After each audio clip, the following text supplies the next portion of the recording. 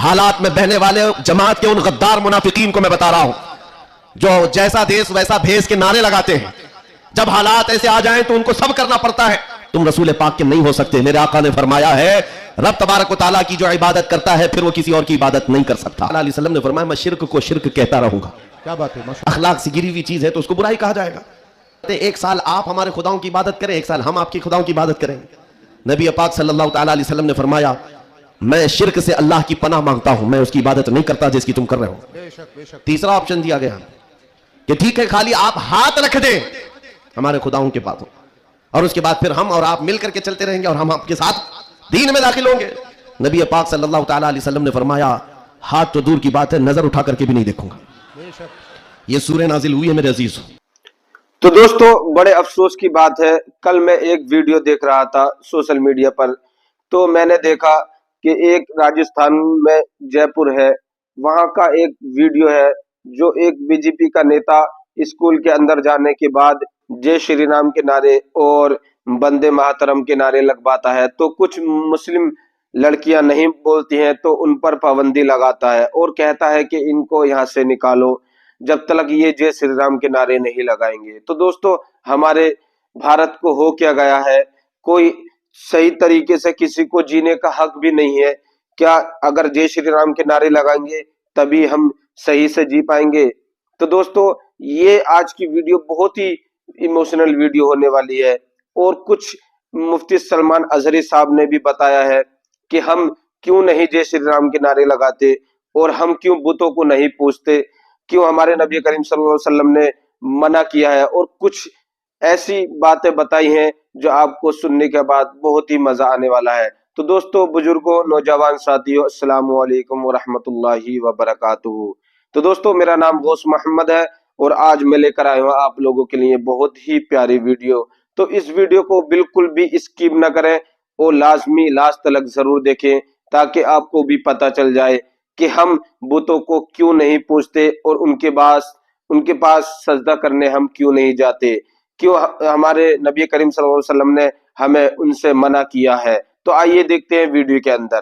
میں مختصر آج گفتگو کروں گا لیکن ایک بات ضرور بتاتا ہوں میرے عزیزوں, تمہاری زندگی چاہے جیسی بھی ہو یہ اللہ کی دی ہوئی ہے, زمین اللہ کی ہے, آسمان اللہ کا ہے, کسی کا بھیک مانگ کر نہیں کھاتے, اللہ کا رزق کھاتے ہیں.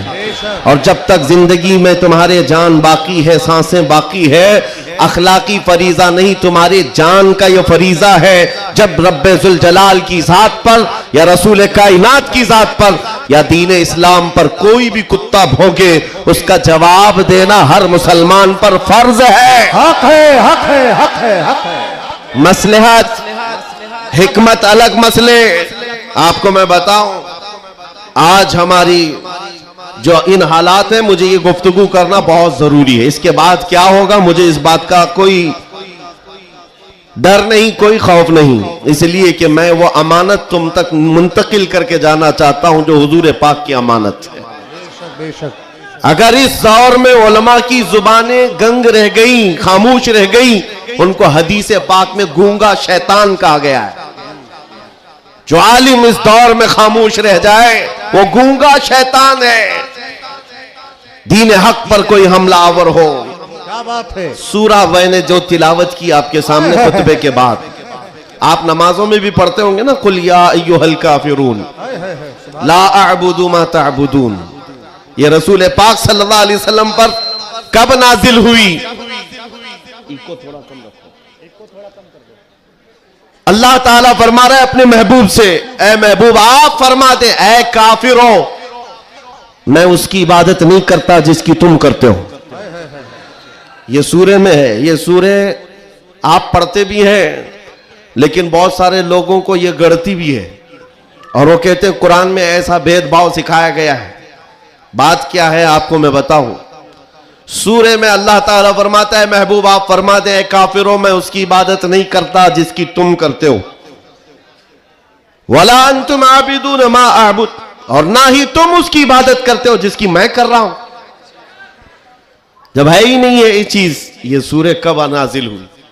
مشرکین مکہ نے آ کر ایک بار حضور سے عرض کیا کہ دیکھیں مسئلہ آپ کا بڑھتا چلا جا رہا ہے, ایمان والے بڑھتے جا رہے ہیں, روز بروز اسلام میں داخل ہوتے جا رہے ہیں لوگ. ایک کام کرتے ہیں, آپ جو ہے باطل خدا جن کی ہم پوجا کرتے ہیں, عبادت کرتے ہیں, ان کو برا بھلا مت کہیں. نبی پاک صلی اللہ تعالی علیہ وسلم نے فرمایا میں شرک کو شرک کہتا رہوں گا. کیا بات ہے, ماشاءاللہ. حق. آپ ایک بات میں آپ کو بتا دوں, کوئی چیز بھی بری ہو تو اس کو برا کہا جائے گا. اخلاق سے گری ہوئی چیز ہے تو اس کو برا ہی کہا جائے گا. دوسرا انہوں نے آپشن رکھا کہ ٹھیک ہے آپ یہ کہتے ہیں ایسے ہیں ویسے ہیں, ٹھیک ہے ایک کام کرتے, ایک سال آپ ہمارے خداؤں کی عبادت کریں, ایک سال ہم آپ کی خداؤں کی عبادت کریں. نبی پاک صلی اللہ تعالی علیہ وسلم نے فرمایا میں شرک سے اللہ کی پناہ مانگتا ہوں, میں اس کی عبادت نہیں کرتا جس کی تم کر رہے ہو. بے شک بے شک. تیسرا آپشن دیا گیا کہ ٹھیک ہے خالی آپ ہاتھ رکھ دیں ہمارے خداؤں کے پاس, اور اس کے بعد پھر ہم اور آپ مل کر کے چلتے رہیں گے اور ہم آپ کے ساتھ دین میں داخل ہوں گے. نبی پاک صلی اللہ تعالی علیہ وسلم نے فرمایا ہاتھ تو دور کی بات ہے, نظر اٹھا کر کے بھی نہیں دیکھوں گا. بے شک. یہ سورہ نازل ہوئی ہے میرے عزیز. حالات میں بہنے والے جماعت کے ان غدار منافقین کو میں بتا رہا ہوں جو جیسا دیس ویسا بھیس کے نعرے لگاتے ہیں. جب حالات ایسے آ جائیں تو ان کو سب کرنا پڑتا ہے. تم رسول پاک کے نہیں ہو سکتے. میرے آقا نے فرمایا ہے رب تبارک و تعالیٰ کی جو عبادت کرتا ہے پھر وہ کسی اور کی عبادت نہیں کر سکتا. عزیزان گرامی وقار, اے مومنو, حالات جیسے بھی سخت آ جائیں ایک بات میں آپ کو بتا دوں, کس بات سے ڈر ہے تمہیں, کس بات سے خوف ہے تمہیں؟ میرے عزیزو, میں تو کہتا ہوں کم از کم سنیوں کو تو حالات سے نہیں ڈرنا چاہیے جو ہر سال کربلا سنتے آتے ہیں. یزید کے ناچ کو دیکھا ہے, سنا ہے, اور حسین اعظم کے بچوں کی مظلومیت بھی سنتے آتے ہیں. ایسے حالات تو نہیں آئے کہ تمہارے 6 ماہ کے بچوں کے گلے میں تیر چلایا گیا ہو, پھر ڈر کس بات کا ہے, خوف کس بات کا ہے؟ ہاں ایک بات میں آپ کو بتا دوں, تمہارا یقین اتنا پختہ ہو جائے کہ ایک لفظ بار بار ہم دہراتے ہیں, اور کچھ لوگوں نے آج مجبور بھی کر دیا ہے کہ ہم اور کہیں اللہ اکبر, اللہ اکبر, اللہ اکبر. اللہ سب سے, عقیدہ ہے کہ نہیں آپ کا؟ اللہ سب سے.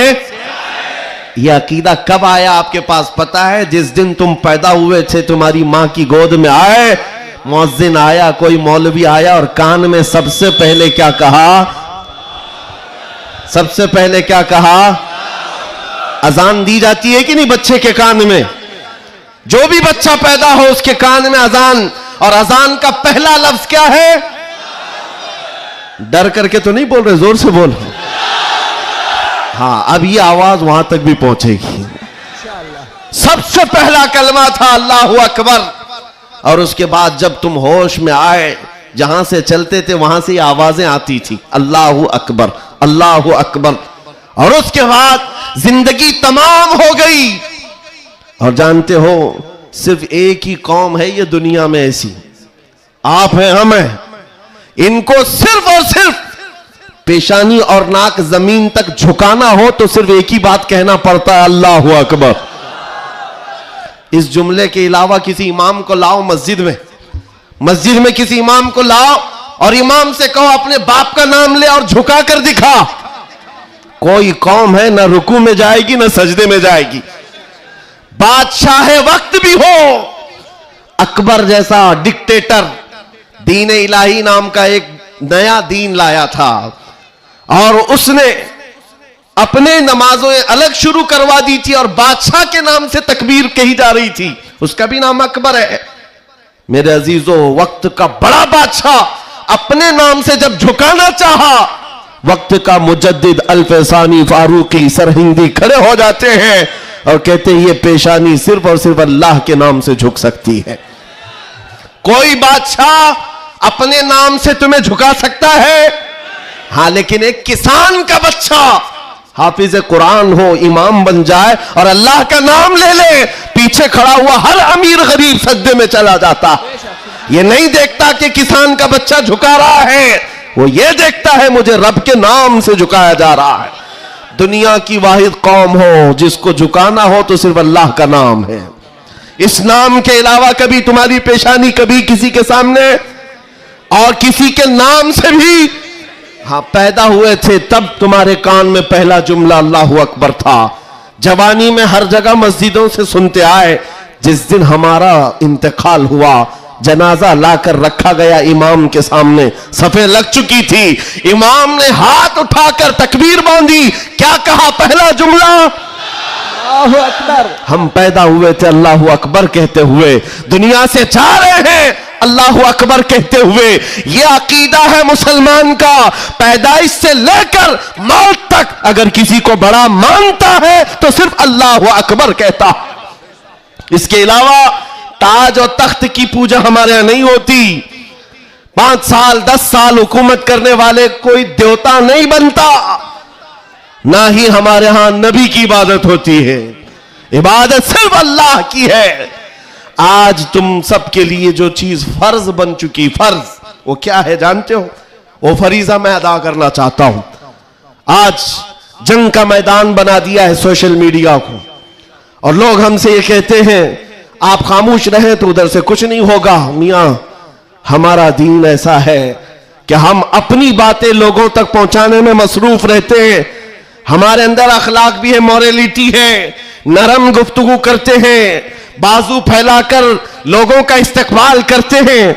लेकिन हमारे असातिज़ा ने एक बात कही है कि बेटा जुबान नरम रखना, दिल ठंडा रखना, दिमाग ठंडा रखना, जुबान मीठी रखना, दिल नरम रखना, यह अच्छे अखलाक की बात है। लेकिन ये उस वक्त तक है जब अखलाक में हो, और जब नबी पाक के सामने कोई कुत्ता भौंकने लगे तो फिर अब जुबान मीठी नहीं रहती, दिल ठंडा नहीं रहता और दिमाग नरम नहीं रहता।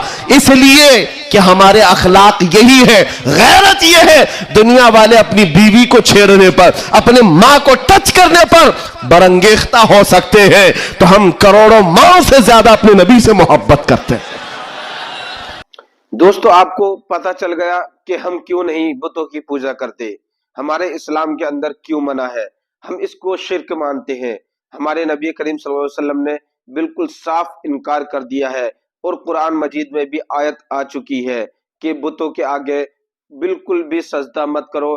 हम सिर्फ अल्लाह के अलावा किसी को सजदा नहीं करते, और हम नबी करीम सल्लल्लाहु अलैहि वसल्लम से इश्क भी करते हैं और बेपनाह मोहब्बत करते हैं, पर उनको भी हम सजदा नहीं कर सकते। तो दोस्तों, कुछ लोगों ने हमारे नबी करीम सल्लल्लाहु अलैहि वसल्लम से कहा कि वो जब ईमान लेकर आए थे तो उन्होंने एक शर्त रखी कि आप कुछ हमारे खुदाओं की पूजा करो और कुछ दिन हम आपके खुदा की पूजा करेंगे। तो दोस्तों, हमारे नबी करीम सल्लल्लाहु अलैहि वसल्लम ने बिल्कुल इनकार कर दिया और मना कर दिया कि मैं शिर्क काम नहीं करता। और उसके बाद उन्होंने फिर ये शर्त रखी कि आप हमारे बुतों के हाथ रख दो, तो हमारे नबी करीम सल्लल्लाहु अलैहि वसल्लम ने बिल्कुल उसके लिए भी साफ इनकार कर दिया। तो इसको ईमान कहते हैं। तो दोस्तों, कुछ हमारे लोग, अभी आपने वीडियो के अंदर भी देखा होगा, जब राम मंदिर का उद्घाटन हुआ तो वहां पर पहुंचे, और किस लिए पहुंचे कि इस्लाम तो इसकी बिल्कुल भी इजाजत नहीं देता। अगर ऐसा होता तो क्या हमारे नबी करीम सल्लल्लाहु अलैहि वसल्लम हाथ भी रख देते बुतों के आगे? उनकी शर्त, क्योंकि वो जब ईमान लेकर आए थे तो उनके लिए कुछ भी कर सकते थे, फिर भी हमारे नबी करीम सल्लल्लाहु अलैहि वसल्लम ने साफ इनकार कर दिया।